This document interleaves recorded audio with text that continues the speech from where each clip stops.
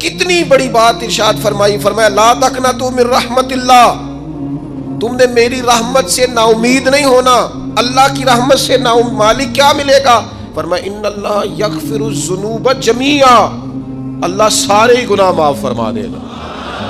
تو جن لوگوں کو اللہ کی رحمت پر، نبی کریم علیہ السلام تشریف فرما ہے، امام غزالی نے لکھا ایک بدو آ گیا، دیہاتی سادہ آدمی، سادے بندے بھی سادے ہوتے ہیں، ان کا بھی اپنا طرز زندگی ہوتا ہے، تو بدو آ گیا، سادہ آدمی تھا، آتے ہی السلام علیکم لے کے نا تو کوئی بات ہی نہیں کی، سیدھا سیدھا ہی کہتا یا رسول اللہ صلی اللہ علیہ وسلم یہ بتائیں قیامت کے دن حساب کس نے لینا ہے؟ حضور فرمانے لگے بھائی یہ تو بڑی صاف سی اور مختصر سی اور سادہ سی بات ہے، حساب تو اللہ تعالیٰ نے لینا ہے۔ اب اس نے جو لفظ کہے اللہ کے حبیب کی آنکھوں میں آنسو آ گئے، کہنے لگے اگر اللہ نے حساب لینا ہے پھر انشاءاللہ کرم ہی ہوگا۔ تو حضور فرمانے لگے تمہیں یہ امید کس طرح ہے؟ تو عرض کرنے لگے یا رسول اللہ کریم جب غالب آتا ہے تو معاف ہی کرتا ہے، جب کریم کا غلبہ ہوتا ہے نا، کریم بندہ جب کسی پہ قبضہ کر لے تو پھر معاف کرتا ہے، تو اللہ تو سب سے بڑا مہربان ہے۔ وہ بات کی اور اگلا جملہ ہی کوئی نہیں کہا، وہ چلے گئے۔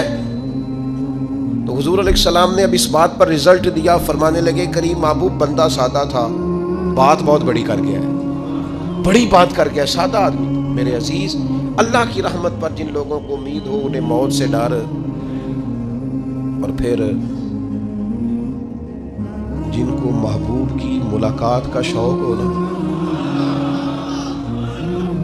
ہم نے جان دے دی وعدہ دیدار پر، ہم سے وعدہ کیا گیا تھا کہ تم مرو گے نا تو تمہیں دیدار ملے گا، تو ہم نے جان ہی دے دی وعدہ دیدار، جان ہی دے دی وعدہ دیدار پر۔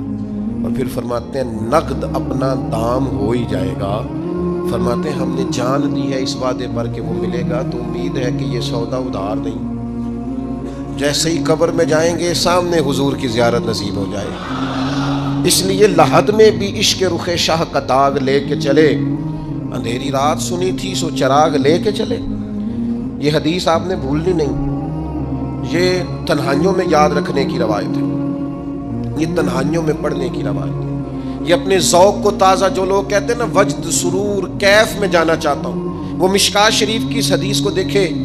اللہ کے حبیب علیہ السلام نے فرمایا لوگوں میں تمہیں بتاؤں قیامت کے دن اللہ تعالیٰ بندوں سے پہلا سوال کیا فرمائیں گے اور بندے اس کا جواب کیا دیں گے؟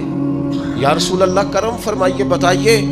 تو کریم فرمانے لگے اللہ تعالیٰ قیامت کے دن بندوں سے سب سے پہلا سوال، اگرچہ بعض اور احادیث میں اور سوالات بھی آئے ہیں قیامت میں جو سب سے پہلے ہوں گے، لیکن اس حدیث میں یہ والا سوال حضور نے بیان فرمایا۔ حضور فرمانے لگے اللہ قیامت کے دن اپنے بندوں سے سب سے پہلا سوال یہ فرمائے گا کیا تم میری ملاقات کو پسند کرتے تھے؟ اوئے ہوئے ہوئے، کیا تمہارا ملنے کو جی چاہتا تھا؟ کبھی اے حقیقت منتظر نظر آ نہ لباس مجاز۔ اقبال کہتے ہیں تیرے کرم اتنے ہیں دل کرتا ہے تجھے دیکھیں، کبھی کبھی اے حقیقت منتظر نظر آ نہ لباس مجاز میں، لاکھوں سجدے تڑپ رہے ہیں میری جبین نیاز میں، تمہارا دل کرتا تھا مجھ سے ملنے کو؟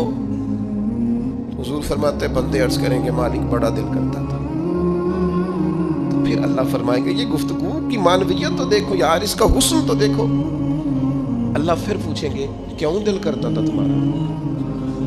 دل کرتا تھا تو کیوں کرتا تھا؟ عرض کریں گے مالک اس لیے کہ ہمیں امید تھی کہ تم معاف بھی کر دے گا، رحمت بھی فرمائے گا، اس معافی کی امید پر دل کرتا تھا تو ملے۔ حضور فرماتے ہیں پھر رب فرمائے گا مجھ پر واجب ہے، میں نے اپنے کرم سے واجب کر لیا ہے کہ آج تمہیں جنت عطا کروں گا۔ یہ جو ملاقات ہے نا، ملاقات کہ وہ ملیں گے، ان سے ملاقات ہوگی۔ عمر بیت گئی نا نام جپتے، عمر بیت گئی نا تذکرہ کرتے، ہم سے بھی لوگ پوچھتے ہیں کیا کمائی کی، کیا زندگی میں حاصل کیا، تو ہم کہتے ہیں شرق سے غرب تک، ملک کے کونے سے لے کر دوسرے کونے تک مدینے والے کی بات کی، حضور کا ذکر کیا ہے، نبی پاک کے میں اپنی حیاتی تو قربان تھی وہاں ساری محمد محمد پکیندے گزر گئی ساری۔ یہ اعزاز ہے، یہ کرم ہے۔ اب کیا ہوتا ہے گناہگار لوگ ہیں، اتنا بڑا دعویٰ تو نہیں کر سکتے، لیکن دل تو چاہتا ہے نا کہ چلو جس کا نام لیا ہے اس کی کبھی زیارت بھی ہو، کبھی ملاقات بھی ہو، کبھی نظر کرم بھی ہو، کسی نے کسی نے اپنے محبوب سے کہا تھا کہ ذرا ایک نظر مجھ پہ بھی کیجئے، تو قریب بیٹھے ایک شخص نے کہا یار تو نے بڑا دعویٰ کیا ہے، جو محبوب ہوتے ہیں ان کو تکلیف نہیں دی جاتی، تو کہتا ہے پورا چہرہ ہی تیری طرف پھیرے۔ تو پھر اس نے اس درویش سے پوچھا کہ میں بھلا پھر کیا کروں، میرا دل تو میرا بھی کرتا ہے نا، چلو یہ تو آپ کی بات ٹھیک ہے کہ اب میں محبوب سے کہوں کہ اتنی تکلیف کرے کہ میری طرف پورا رخ پھیرے تو ٹھیک نہیں، تو پھر بتائیں میں کیا کروں؟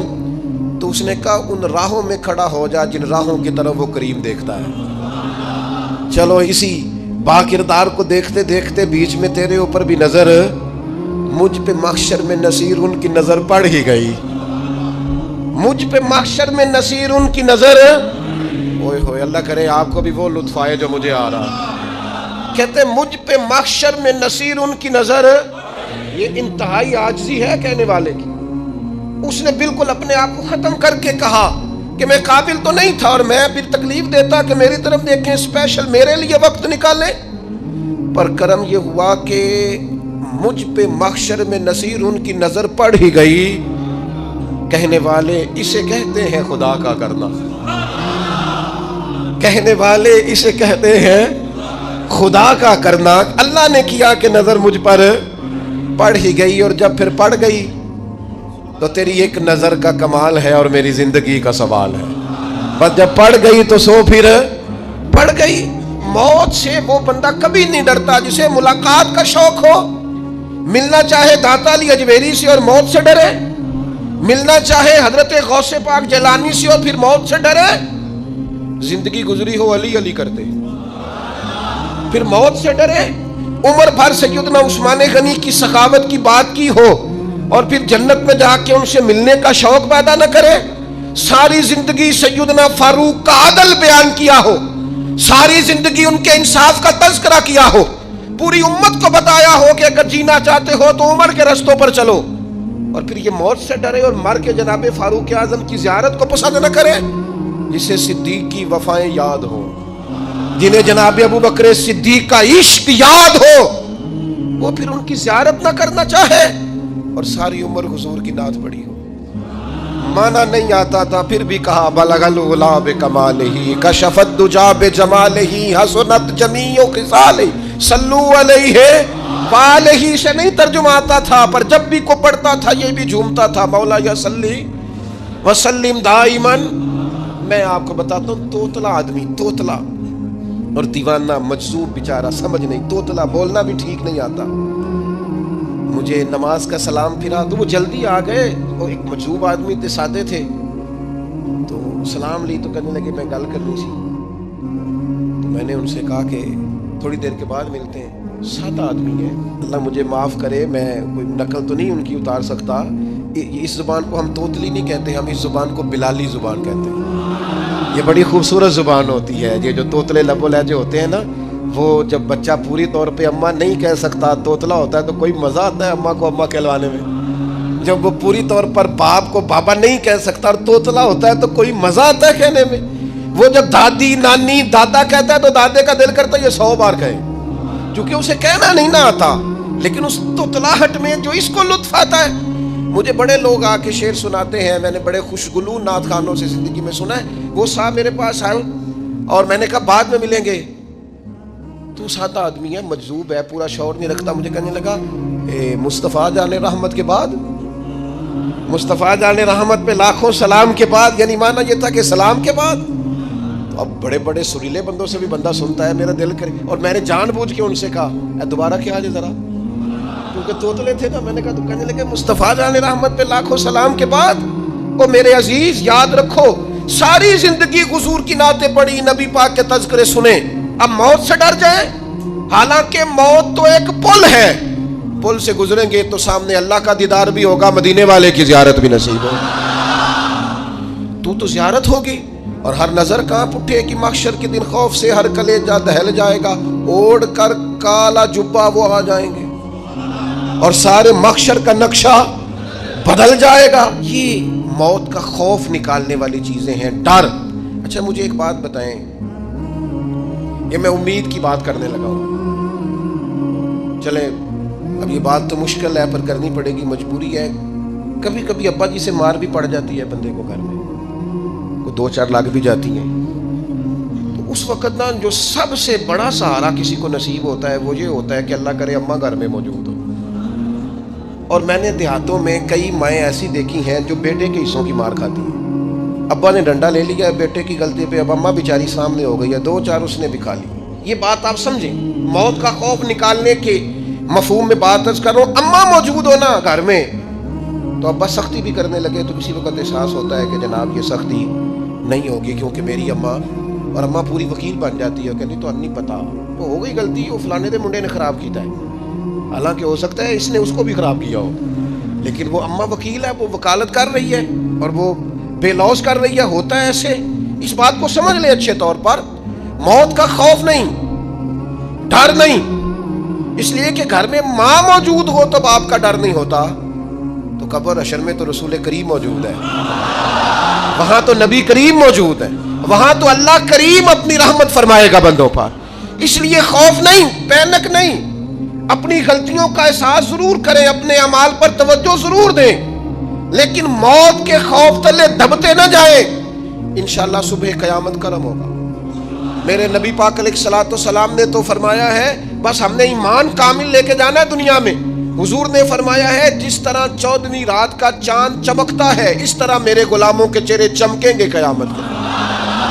اللہ کے رسول صلی اللہ علیہ وسلم فرماتے ہیں جسم کے جن جن حصوں پر وضو کا پانی لگتا رہا وہ قیامت میں چمکیں گے، دور سے لوگ ان کا نور دیکھیں گے، پتہ چلے گا وہ محمد عربی کے غلام آ رہے ہیں۔ یہ کرم ہوگا صبح قیامت، یہ عطائیں ہوں گی۔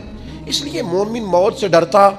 سیدنا بلال حبشی رضی اللہ تعالیٰ عنہ، آخری وقت ہے، نزع کا عالم طاری، اور یہ گفتگو دیکھیں غلاموں کی، آپ کی اہلیہ رو پڑی، کہنے لگی ہائے ہائے افسوس۔ حضرت بلال فرمانے لگے کیا ہوا؟ کہنے لگی افسوس ہے کہ آپ دنیا سے جا رہے ہیں۔ تو حضرت بلال نے مضمون ہی بدل دیا، سوچ کا زاویہ ہی بدل دیا، فرمانے لگے یہ افسوس کا مقام نہیں، یہ تو خوشی کا مقام ہے، اس لیے کہ میری آج آنکھیں بند ہوں گی، قبر میں کھلیں گی، مدینے والے محبوب سے بھی ملوں گا، حضور کے غلاموں سے بھی ملوں گا صلی اللہ تعالی علیہ وسلم۔ تو موت تو مقام مسرت ہے، اور اگر یہ مل جائے زندگی میں۔ ایک بدو ایمان لے آئے، ابن ماجہ میں موجود ہے، حضرت ابو ہریرہ رضی اللہ تعالیٰ عنہ حدیث کے راوی ہیں، فرماتے ہیں ایک بدو ایمان لائے اور انہوں نے حضور علیہ السلام کے ساتھ ہجرت بھی کی، ابن ماجہ میں موجود ہے۔ تو نبی پاک علیہ السلام نے نا انہیں ایک صحابی کے ساتھ کر دیا، اب ان کے کام کاج میں مصروف ہو گئے ان کے ساتھ۔ تو حضور علیہ السلام نے نا ایک جگہ سے مال غنیمت آیا، تو طریقہ مبارکہ یہ تھا کہ مال غنیمت میں سب کو حصہ دیا جاتا تھا، اگرچہ وہ جہاد پہ نہیں گئے لیکن حضور نے انہیں بھی حصہ دیا، تو وہ صحابی تو رو پڑے، عرض کرنے لگے حضور میں اس کے لیے تو ایمان نہیں لایا تھا۔ حضور نے فرمایا پھر بتائیے، اگرچہ حضور جانتے ہیں کس لیے لائے تھے؟ عرض کی حضور میں تو اس لیے ایمان لایا تھا کہ میں رب کی راہ میں لڑوں گا اور میں اپنی جان پیش کروں گا، میں شہادت کے لیے ایمان لایا تھا، مجھے یہ مال دولت نہیں چاہیے۔ تھوڑی ہی دیر گزری کہ ایک اور مارکے کا اعلان ہو گیا، جنگ کا اعلان ہو گیا۔ حضور نے فرمایا چلو، وہ گئے اور چند ہی لمحے گزرے کہ وہ میدان میں اترے اور پھر شہید ہو گئے۔ صحابہ کرام ان کی مقدس لاش مبارک کو اٹھا کے محبوب کے قدموں میں لائے، تو نبی کریم نے کیا خوبصورت بات ارشاد فرمائی۔ حضور فرمانے لگے دیکھو اس نے اللہ کی تصدیق کی ہے تو رب نے بھی اس کی تصدیق فرما دی۔ اور پھر یہ دو جملے محبوب کہتے کہتے اٹھے، اور پھر حضور نے اپنا جبہ مبارک اتارا اور اتار کے فرمایا اس بندے کو نا اس جبے میں کفن دے دو، اس میں اسے کفن دو، اس لیے کہ تو شہادت کے لیے ایمان لایا، موت کی آنکھوں میں آنکھیں ڈال کے جیا، اپنی زندگی کمزور نہ گزارو۔ مسلمانوں پہ کافر کا روب طاری ہو گیا ہے۔ ایک تو ہوتا ہے نا کہ کوئی مدد کرنا، کوئی آگے بڑھنا، فلسطین کا نام تک نہیں لے رہے حکمران زبان سے، ذکر تک نہیں کر رہے، چینل ذکر نہیں کر رہے، اتنا روب، اتنا کفر کا خوف، صرف اس لیے کہ ہمیں موت کا ڈر ہے، مر جائیں گے تو بستر پہ نہیں مریں گے، بیماریوں سے نہیں مر جاتے لوگ۔ خدا کے بندو اپنی زندگی میں اتنا خوف اگر موت کا پیدا کر لو گے۔ حضرت سعید ابن جبیر رضی اللہ تعالیٰ عنہ بہت بڑے فقیہ تھے، حجاج بن یوسف نے بلایا اور کہنے لگا میں تمہیں موت دینے لگا ہوں، مار دوں گا تمہیں۔ بڑا ظالم آدمی تھا، بڑے لوگ اس نے قتل کیے تھے. حضرت سعید رضی اللہ تعالیٰ عنہ مسکرا پڑے اور غصے میں آیا. کہنے لگا کیوں ہنستے ہو؟ فرمانے لگے تو بڑا بیوقوف ہے، تجھے کس نے کہا زندگی اور موت تیرے ہاتھ میں؟ یہ تو تب آئے گی جب میرا رب چاہے گا. کہنے لگا لے جاؤ ان کو اور جا کے قتل کر دو. تو وہ جب جلاد لے جا رہے تھے تو آپ اور کھل کے مسکرائے، ہنسے. یہ آپ کی طاقت ہے کہ موت کو دیکھ کے مسکراہٹ ہو، لبوں پہ تبسم رقصہ ہو، مسکرائے. جب آپ مسکرا رہے تھے تو اس کو اور غصہ آیا، واپس بلایا. کہنے لگا مسکراتے کیوں ہو؟ فرمانے لگے تیری جرت پہ مسکرا رہا ہوں، اور اس بات پہ مسکرا رہا ہوں کہ رب کتنا بے نیاز ہے، تیرے جیسے لوگوں کو بھی مہلت دے رکھی ہے. کتنا بے نیاز ہے، تیرے جیسے لوگوں کو مہلت دے. اور غصے. کہنے لگا میرے سامنے قتل کرو. حضرت سعید ابن جبیر رضی اللہ تعالیٰ عنہ نے منہ کعبے کی طرف کر کے پڑھنا شروع کیا. انی وجہت وجہی للذی فطر السماوات والارض حنیفا وما انا من المشرکین. آپ یہ پڑھ رہے تھے تو کہنے لگا اس کا منہ کعبے سے پھیر دو. کعبے سے منہ پھیرا تو آپ فرمانے لگے تو بڑا ہی بیوقوف ہے، میرا رب کو صرف کعبے کی طرف مقید ہے. وَلِلَّهِ الْمَشْرِقُ وَالْمَغْرِبُ فَأَيْنَمَا تُوَلُّوا فَثَمَّ وَجْهُ اللَّهِ. چہرہ پھیر دیا جب اس نے تو آپ فرمانے لگے مشرق بھی اللہ کا، مغرب بھی اللہ کا. اور اللہ فرماتا ہے تم جدھر بھی منہ کرو ادھر ہی اللہ کی رحمت ہے. یہ پڑھا تو اب اس نے لٹایا. اور جب وہ آپ کو قتل کر رہا تھا تو حضرت سعید ابن جبیر کی ایک زوردار آواز گونجی. فرمایا یاد رکھنا مجھے اسی طرح قتل کرنا جس طرح تم خود قیامت میں قتل ہونا پسند کرتے ہو. میرا آخرت پر یقین کامل ہے، محشر میں عدالت لگے گی، میں تمہیں قتل کروں گا میں. حضرت سعید ابن جبیر کی وہ جرت تھی کہ دربار سارا لرز گیا حجاج کا. حضرت سعید ابن جبیر رضی اللہ تعالیٰ عنہ کہنے لگے اللہ اسے میرے بعد کسی پر مسلط نہ کرنا، میرا قتل آخری ہو، میرے بعد نہ ہو.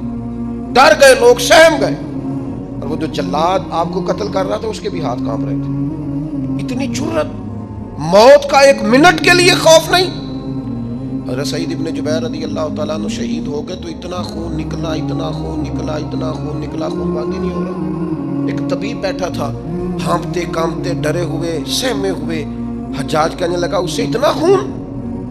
تو کہنے لگا بادشاہ میں نے سالوں مریض دیکھے ہیں، اس کو پتہ چل جائے نا مرنے والا ہوں وہ تو اتنا خوف میں آتا ہے پہلے ہی اس کا سارا خون جم جاتا ہے اور سکڑ جاتا ہے اور اس کا خون جل جاتا ہے.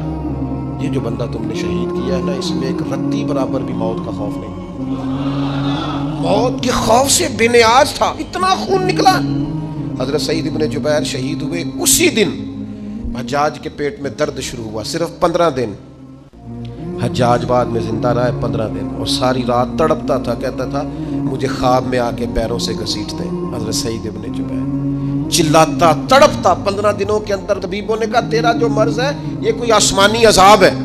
میرے عزیز موت سے ڈرے نہیں بلکہ جو ظالم ہو ان کو ڈرا دیں، یہ مومن کی شان ہے.